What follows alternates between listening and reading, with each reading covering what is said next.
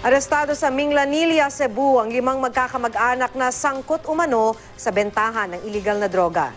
Nakuha sa kanilang ilang pakete ng shabu, marijuana at mga armas. Makibalita tayo kay Chona Carrion ng GMA Cebu. Nagkasanang bypass operation ang pulisya sa isang barangay sa Minglanilla, Cebu. Target nila ang isang pamilyang drug pusher umano. Unang nabilhan ng police asset sa kalsada ng Shabu ang 40 anyos na si Manuel Jundifil. Kasama nito ang kanyang kapatid na si Marvin. Sinubukan pa raw ni Marvin na tumakas pero nahabol siya ng mga pulis sa kanilang bahay.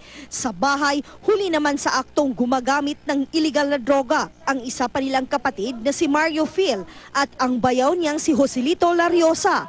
Ang kanilang amang si Rodolfo Phil nanlaban pa raw sa mga otoridad.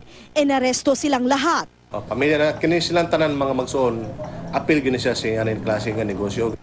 Nakumpiska sa mga sospek ang paket-paketing shabu, marijuana sticks, drug paraphernalia, isang .357 revolver, isang kalibre 38 baril at mga bala.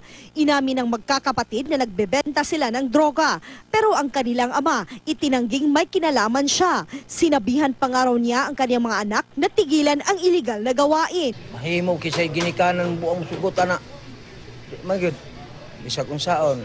Nahaharap sa kasong paglabag sa Comprehensive Drugs Act ang mga sospek. Chona Carrion, Nagbabalita, Pilipinas.